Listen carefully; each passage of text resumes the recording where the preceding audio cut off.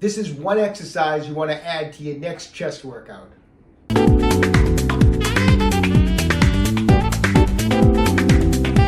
Hi, I'm Dr. Joe DeMarco, chiropractor and owner of OcraMed Health. Today's video, we're going to be talking about the decline chest press, an important exercise for overall chest development. Before we get into today's video, I'd like to just a couple announcements. One is, if you haven't done so already, pick up a copy of my new book. It's called A Fitness Carol. It's available on Amazon, or you can go to my website. Also, we have a date set for the Guinness World Record attempt for most push-ups in 12 and 24 hours. It's going to be held at the Gloucester, Massachusetts YMCA on Monday morning at 7 a.m. May 16th, and it will finish Tuesday morning at 7 a.m. on May 17th. So all the proceeds, it's a fundraiser. Half the money is going to go to Cape Ann Animal Aid, which is an animal shelter in Gloucester, Massachusetts, and the other half of the proceeds is going to go to the Gloucester YMCA. We are going to be live streaming the event on my YouTube channel, so stay tuned for details regarding that. If you've been enjoying my videos, take a second right now, subscribe to my channel, hit that little bell notification, turn on your notifications so that when we upload a new video, you'll get notified. Also, at the end of today's video, if you find the material helpful, I'd appreciate a thumbs up. Okay, so today's video is sponsored by iFast Fitness. They're an awesome fitness company, awesome equipment, very well made. I've used several pieces of theirs already. After this video, check out the links below. I have a coupon code and their site to pick up equipment from iFast Fitness. Today we're going to be using iFast Fitness. We're using their 88-pound dumbbell set and their adjustable weight bench. So this is their 88-pound dumbbell set. It consists of 8 5.5-pound plates, 4 4.4-pound plates, 4 3.3-pound plates, and 4 1.76-pound plates. I like them. The dumbbell set, it's got non-slip handles. It's a great grip. The actual set converts actually to a barbell. There's a bar that actually fits in between, and it converts to a barbell, which is a nice feature. The plates have rubber edges so that they don't damage the floor, and the set's rust resistant. The bench itself has a 600-pound capacity, and it actually will decline to minus 20 degrees and incline all the way up to 90 degrees. The lower seat also adjusts, which is a nice feature. It actually keeps you from slipping down when you put the bench up on an incline, so that's a nice feature also. Okay, so when we're working chest, we're working our Pec Major primarily. And there's three main portions of the Pec Major. We got the clavicular portion, which is the upper pec up here, the sternocostal part of the pec in through this area where the sternum is, and then the lower pec, which is a lot of times known as the abdominal portion of the Pec Major. You want to hit the Pec Major from a lot of different angles.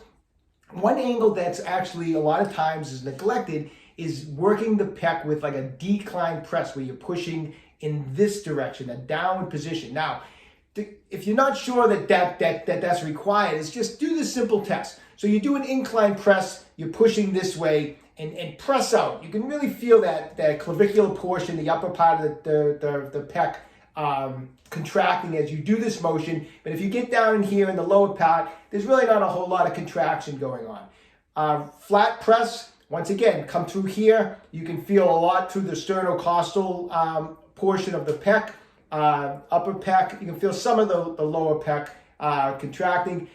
Decline press, do this motion this way. You feel a totally different contraction when you press in this direction. You really kneel that lower pec when you come in that direction, along with actually a good portion of the rest of the pec. So this motion of pressing in a decline manner is so important for completely nailing the entire part of the Pec Major. So if you're just working with incline work and flat work, you're missing out on a big portion of that pec. And that's why today we're going to go over decline pressing. And I want you to add this in. If you're not already doing it, I want you to start adding decline presses into your next chest workout. So one of the reasons people kind of don't do decline presses, and I think is the main reason, is a lot of benches in home gyms or even at your regular health club, they're not set up to do decline presses. So that's what I really liked about this iFast weight bench is actually, not only does it incline all the way up to 90 degrees so you can do shoulder presses, but it actually will go all the way down to a minus 20 degrees on a decline. Now, it's not just that you need the bench to be able to do this, go down here, but you want to have a bench that has an area here so that you can hook your ankles under it, like that. If you don't have a bench, you know, a lot of times people try to make these like makeshift decline benches, and it turns out to be a disaster. They'll put the bench up on some plates. There's no place to hook the ankles, and it can be kind of dangerous. So, you know, that's the nice thing. You want to make sure you're using a bench that's made to do decline presses. So that's what I like about this bench. It declines in this direction. You can hook your ankles for safety in the front, and it's a perfect bench for any position, incline, flat, or decline. So you can do your entire chest workout with a bench like this, because you can go through all the different angles that we were just talking about that you need for full pec development. Okay, so if you've never done decline presses, obviously start off with a light weight to get used to the position. But actually, you'll find that decline pressing, when you're pressing at that slight angle on a decline, you're actually going to feel a lot of times stronger than on a flat or an incline. So you get used to it, but once you get used to it, you're going to notice this is actually a pretty strong pressing position. So I'm going to grab my dumbbells, hook your ankles under that section of the bench so you don't go flying over the bench. And what I like to do is, as I go back, I bring the dumbbells up, and I actually kind of get them already in the upward position as I go back. So I'm starting in this type of a position. So from here, I can take a nice deep breath in, lower the dumbbells down, and then on the way up, I exhale, just like that. Now, I try to bring the dumbbells down so that the inside part of the dumbbell is right on the outside of my shoulder. I don't want to do like a fly type of motion with this. I'm just lowering the dumbbells down till the inside of the dumbbells and the outside of my shoulder.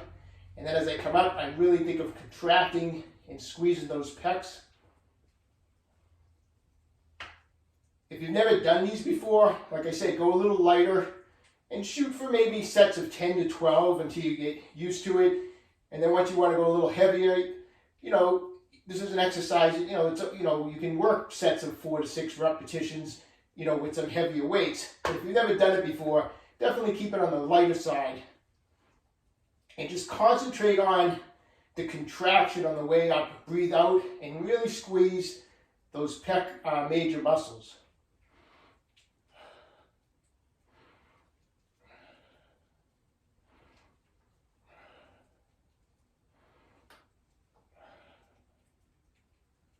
All right, so decline chest presses. If you're not doing them, you definitely want to start adding decline motions into your routine. If you're new at it, 3 sets, 10 to 12 repetitions. Another great way to hit that lower pec, you can start adding into your workouts, is working some dip motions. Dips are a great way to hit the lower pec also. But dumbbell decline presses are great. With this particular dumbbell set, like I said, there's an attachment. You can actually turn it into a barbell, so you can do some barbell decline presses too. Once again, thank you to iFast Fitness for sponsoring this video. The link for the dumbbells and the bench is down below with a coupon code, okay? Hey, if you haven't bought my book yet, A Fitness Carol, pick it up on Amazon or at www.fitnesscarol.com. When you get a chance, check out my website, www.OcraMedHealth.com. We have a full line of faster release products. Everything is in stock, so check it out when you have a chance. If you've been enjoying these videos, please subscribe to my channel, OcraMed Health on YouTube. Questions about exercises or injuries, just leave a comment in the comment section below. I do everything I can to get back to everybody. And don't forget, OcraMed Health is here to keep you fit forever.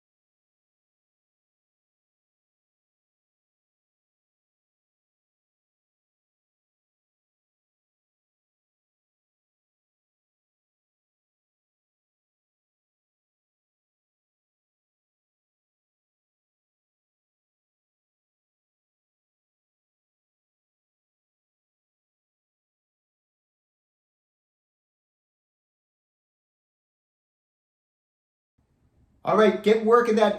Those are techniques you can, if you're having a lot of trouble with the levator scapular muscle and a lot of trouble with the shoulders up, you can work that every day. You know, it's just one simple technique with pinning and stretching. Work it every day. If the muscle is really sore the next day after you work on it, then skip a day. But I give those techniques a try. You know, I'm really, you know, I care about all my viewers, and this is a common problem that give a lot of people a lot of problems. So I'd love to see you get rid of this type of problem. So I hope those techniques help, okay?